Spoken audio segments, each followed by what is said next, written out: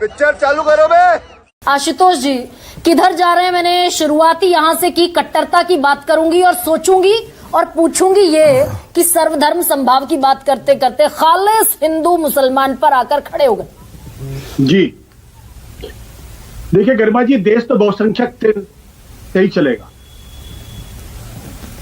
मैं फिर दोहरा देता हूं, देश तो बहुसंख्यक की सोच से ही चलेगा और इसलिए भारतीय जनता पार्टी को कतई इस मुगालते में नहीं होना चाहिए कि देश उनकी सोच के हिसाब से चलेगा, क्योंकि सिर्फ 37% वोट इनके पास है, 63% लोग भारतीय जनता पार्टी के खिलाफ। इसलिए देश भारतीय जनता पार्टी के हिसाब से नहीं चलेगा, ऐसा आरपी सिंह का मानना है। और मैं आरपी सिंह की बात से पूरी तरीके से सहमत हूं कि उन्होंने कम से कम एक राष्ट्रीय टेलीविजन पे आके कह दिया कि भारतीय जनता पार्टी के हिसाब से देश नहीं चलेगा। ठीक है, ये जो डिबेट है ना, इस डिबेट का कोई अंत नहीं है। मत कीजिए, ये नहीं, आप मेरे मुंह में शब्द डलवा रही है। आपको मौका दूंगी मैं, 10 सेकंड आपको प्रोग्राम खत्म करने से पहले मैं मौका दूंगी बीच में, लेकिन डेविएट मत कीजिए। गजब बेइज्जती है। मैंने कहा ना कि भारतीय जनता पार्टी के लोगों को जब मैं बोलता हूं तो मिर्ची पता नहीं क्यों लग जाती है। मिर्ची की बात नहीं है सर आशुतोष, फिर आप अच्छे शब्द देखो, मैंने कुछ कहा आपको, मैं था मेरे मुंह में शब्द में डालिए। आशुतोष, मैंने एक भी शब्द ऐसा नहीं कहा जिसकी वजह से आरपी सिंह साहब को तकलीफ होनी चाहिए। आरपी सिंह साहब मुझे अच्छी तरीके से जानते हैं, इसलिए वो इस बात को समझते हैं मैं क्या कह रहा हूं, और इसीलिए आरपी सिंह साहब को दिक्कत हो रही है। मैंने कहा कि देश बहुसंख्यक के हिसाब से चलेगा और भारतीय जनता पार्टी को इस देश से 37% वोट मिला है। देश में 63% आबादी वो है जो भारतीय जनता पार्टी से वोट नहीं देती है, इसलिए देश भारतीय जनता पार्टी के हिसाब से नहीं चलेगा। दूसरी बात, अभी राकेश सिन्हा जी बड़ी औरंगजेब के बारे में बड़ी बड़ी बातें कर रहे थे और आरपी सिंह साहब भी कर रहे थे, बहुत अच्छा है। तो एक बार पुष्यमित्र शुंग के बारे में भी चर्चा हो जानी चाहिए। इस पैनल में कोई बौद्ध नहीं है, अगर होता तो शायद उनकी धार्मिक भावनाओं के बारे में भी हम बात कर लेते। देखिए, जब आप पिक एंड चूज करते हैं, जब आपको विधुड़ी के ऊपर नहीं बोलने आता, जब आपको तेजस्वी सूर्या के ऊपर आप नहीं बोल पाते हैं, जब आप योगी आदित्यनाथ को नहीं बोल पाते हैं, तो आपको दूसरों लोगों का सहारा लेना पड़ता है। ये बड़ा अफसोस की बात नहीं, इतना छोटा पहले कभी नहीं हुआ होगा। ये एक सिंबल, ये एक प्रतीकात्मक तौर पर भी आशुतोष हो रहा है क्या? भाई इमरान प्रतापगढ़ी सांसद हैं, उन्होंने एक कविता इंस्टाग्राम पे पोस्ट कर दी, पुलिस ने FIR दर्ज कर ली। भाई धार्मिक भावनाएं भड़का रहे हैं, कोर्ट को डांटना पड़ा गुजरात पुलिस को। देखिए, इसमें मैं तो कम से कम एक बात मैं कहूंगा, और राकेश सिन्हा जी यहां मौजूद हैं, उनको इस बात को एक्सेप्ट करना चाहिए। संघ परिवार की भारतीय जनता पार्टी की मजबूरी यह है कि वो अपने स्वभाव में मुसलमान विरोधी है, लेकिन इस बात को कह नहीं सकते, उसको दूसरे रास्ते से कहने की कोशिश करते हैं। अगर कहेंगे तो राकेश जी को मालूम है गोलवलकर की किताब में क्या लिखा हुआ है। मतलब आप ये कह रहे हैं, मोहन भागवत जो ये कह रहे हैं कि हम तो सद्भावना वाले देश हैं? नहीं, इस विचारधारा का सद्भावना से कोई लेना देना नहीं। गोलवलकर की किताब मेरे पास पड़ी हुई, अभी मैं निकाल के दिखा सकता हूं। तो मैं उस डिबेट पे जाना ही नहीं चाहता। मैं बेसिक बात ये कहना चाहता हूं कि इस देश के अंदर क्या एक दृष्टि काम करेगी या अलग अलग दृष्टियां काम करेंगी?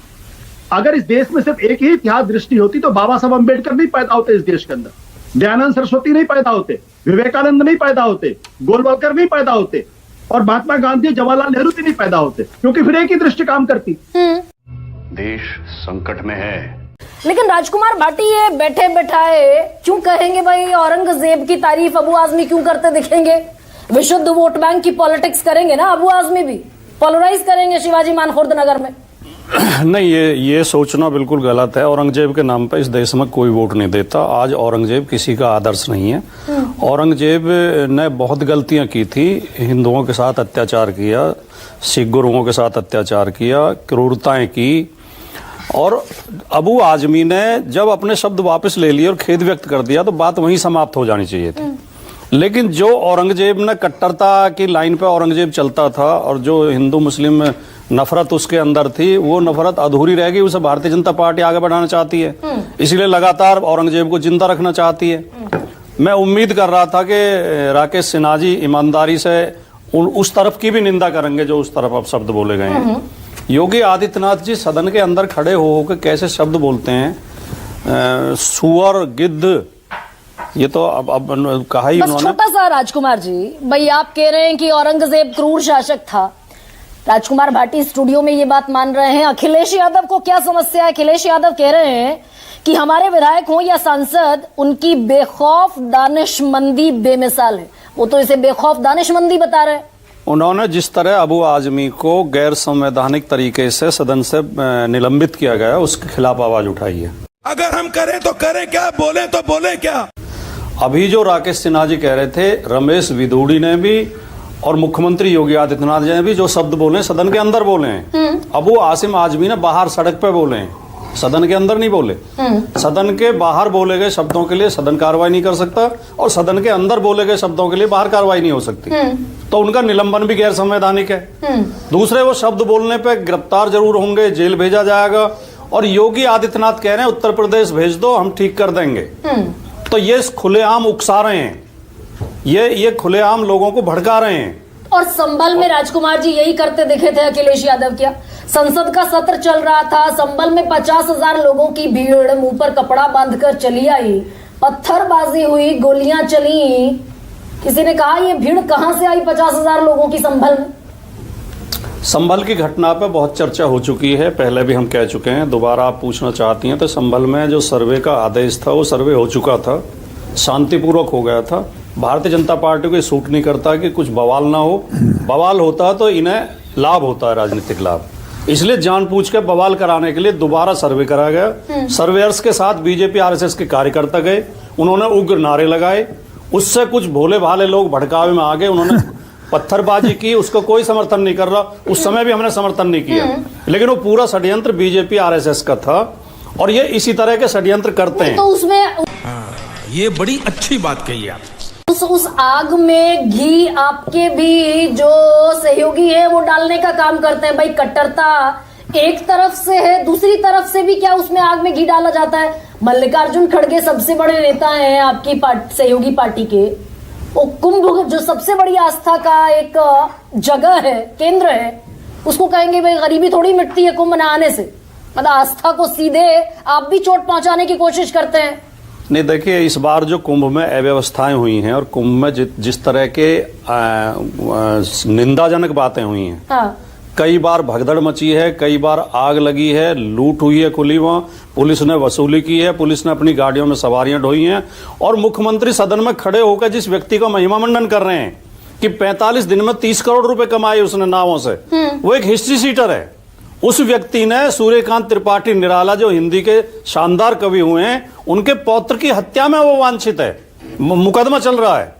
ऐसे व्यक्ति की जिसने निराला जी के पोते की हत्या की अखिलेश त्रिपाठी। बिजनेस पर चलेगा राजकुमार जी, बिजनेस पर जाएंगे बाद में। मुख्यमंत्री बोल रहे इतना कमा लिया, ये इतना सब कुंभ ने जीडीपी को कंट्रीब्यूट कर दिया। गर्मा जी शायद आपने नहीं हूँ भाई, अगर आस्था का मसला, धार्मिक भावनाओं को ठेस पहुंचाने का मसला है, आप भी तू डाल और मैं पात वाली फेरिस्त में है ना राजकुमार भाई। गर्मा जी, आपने शायद जिस मैटर को मैं बोल रहा हूँ इस पर कोई रिसर्च की नहीं है। हाँ। ये व्यक्ति वहां वसूली कर रहा था।